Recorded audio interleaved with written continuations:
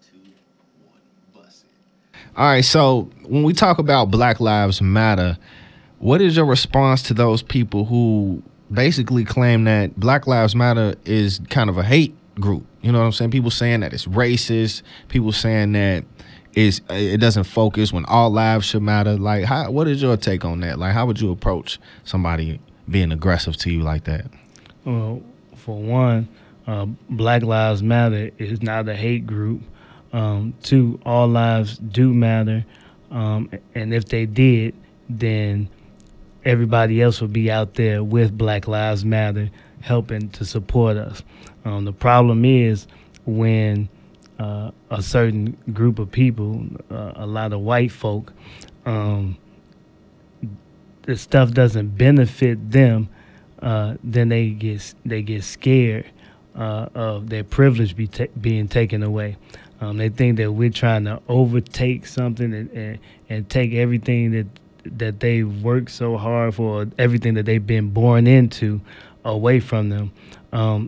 I always say it's kind of like a kid that goes to a birthday party, their friend birthday party, and when it's gift time, the birthday boy opened up his gift, and then the friend cried his mama, I don't want to, I didn't get no gift, I didn't get any gifts. Right. It's our birthday. It's Black Lives Matter birthday. It's not your birthday. It's not it's not All Lives Matter birthday. All lives do matter, and if they matter to you, then you'll be out here with us. It's a lot of people say, well, you wasn't out there when they shot this white man and blah, blah, blah. You start the movement and we'll come out there. But the truth is, white folk don't care about each other. They care about their money. Right. And so if it's not affecting them or their money, they not about to go support anybody. All they care about is guns and money. And that's it. So that's what I would say to somebody that talks about Black Lives Matter being a hate group or try to dismantle and downplay the black movement. Real quick, I want to ask you, because this was on my mind the other day. It's a lot of people who say that the protesters only show up for stuff that's gaining national attention and that's on TV being publicized, and that's when you only pay attention. But what about the crimes that go on in the communities and in the neighborhoods that don't get as much attention? Why don't you all get out here and protest for that? You know what I'm saying? There's a lot of people who want to know. No. Well, actually, we're always out there protesting, meeting with families, marching, all kinds of stuff. The church, block parties, whatever.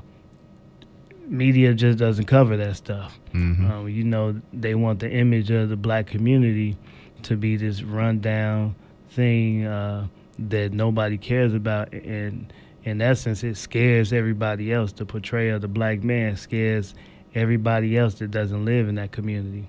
But what I like to say about black on black crime versus police murdering black men and black children, black women, always say if you had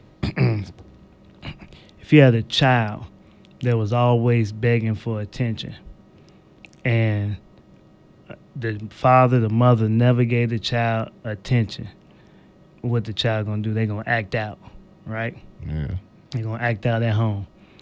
So black on black crime is us acting out, because for decades, for over half a century, we've been crying out to our parents or our authority figure, which is the system, the government, the police department, and nobody cares about what we're crying out about. So we've been acting out in our own communities. Now, you talk about non-compliance or dealing with the police officers, and people just not going to take it anymore. We're not about to be stopped unconstitutionally or anything. So, and then if you shoot us down, now we're going to act out. not at home, but we're going to act out in your community. We're not doing that in our community anymore. So in order to fix black on black crime, we got to start with the parents that's not paying us any attention, which is the government, which is the police department, which is the mayor, and everybody else that does not speak up on our behalf. We're crying out. We got black and white friends. We got friends all over this city that say, I'm not a racist. I like black people too. But then when it comes down to us speaking up, speaking out to them and them speaking up for us, they don't got nothing to say. Mm-hmm. That's the problem. And it's not necessarily racism, but there's a moreover in this country, it's not racism, it's cultural insensitivity. So just because you don't know what is involved in our culture or you're not used to it, you kind of scared of it. And if it doesn't involve you, you don't have anything to do with it. And that's not right, because we all brothers and sisters on this earth. We all human beings. I don't care what you, black, brown, homosexual, whatever, Muslim, we all the same. We all the same. We brothers and sisters on this earth. And we should be able to put ourselves in somebody else's shoes and say, I wouldn't like that if they was treating me like that. And I would want somebody to speak up for me if I couldn't speak up for myself. And the only way things are going to change really is if people start sticking up for us. If the police will speak out and stop being so quiet on this situation with Laquan McDonald. If we could get 10 police officers to go out there and speak up, I guarantee you some stuff would change. If the Catholic Church will make a statement about what's going on, if the Archbishop, the Cardinal would speak up about what's going on, because most of these police officers are Irish, Italian, Polish, Catholic folks. They go to these churches. They go to these churches. They grew up in these grammar schools, these high schools, and they parishioners. They Catholic parishioners. And I got to ask the question: what are you teaching in these churches where none of your parishioners want to stick up and say anything or speak out against something that is evidently and apparently wrong in the mayor, the police system, and just the whole democratic machine that is running Chicago? I mean, they could just go to confession. It's cool. Exactly. That's what they're doing. and their hands are washed. Yeah, they going. Ain't even got to tell nobody. But yeah, to that. That's a whole another story. But I just had to say that. But that's basically what's going on, bro. I ain't even think of that either. You right. These pastors at these Catholic churches and cardinals and shit, they know these people who come to their church are people on the police force and all these corrupt politicians. That's wild. That's crazy, man. You opened up a lot of shit, like, to my eyes today. Mm-hmm. Definitely, man. Well, I'm trying. That's what we trying to do. The only way, the best way for anybody to get into this movement, even if you're not protesting, is to educate. You don't have to argue with your white friends or people that don't understand. You educate, and if they don't want to see it, then you walk away from them. Yeah, I was just gonna say, how can people get involved who personally, sometimes people can't make it to these protests? You know what I'm saying? Well, spiritually, the church taking care. I know everybody not about to get out there, stand out there, march out there for 8 hours at a time. That's why we got that young movement out there. We got people in offices that's creating ballots and petitions and stuff like that. Make sure you read the petitions and sign them. Make sure you go and vote. Pray. Anything that would send anything positive towards this movement, we need you to do it.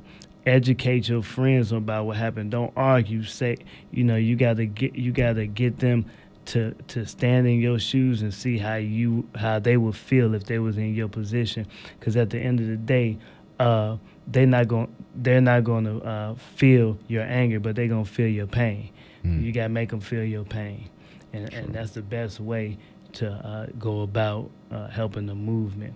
Also, if you want to send, I'm not gonna tell you where to go, but you'll see on Facebook, and then we got bonds that need to be paid and stuff like that. So you check out Jamal Green. That's J apostrophe MAL. GREEN, Jamal Green, or Lamont Record. That's LEMONRECORD, Lamont Record. We study raising money for bond because stuff happens out here. It's peaceful, but sometimes it get heated, and the police crooked anyway. So Wow, man. come out and support the movement monetarily, or just send your prayers. That's crazy, man. We got prisoners of protest. We got POP. Hold it down. Man, I appreciate you sliding through, man. Like, this is crazy. It's like, for those who don't know, like I said, I've been knowing this man for 15 years. He took a whole different path than I took, and we still right here trying to do something positive in our own different way in the community. Yes, sir. And that's what's up, bro. All about it's That's all why I harmony. fucks with you. Yeah, Nah. it's all harmony. Different voices saying the same thing. Man. Exactly. Man, that's what's up, bro. I appreciate you. Yes, sir. I'm through. Tell everybody where they can find you at, man, if they need to reach you. You can hit me up on Facebook, Matthew Ross, MATTHEWROSS. You'll see my hashtag Free Your Soul all day, every day. Free your soul. Boy, this man been freeing his soul for 15 years, boy. Yes, sir. All right.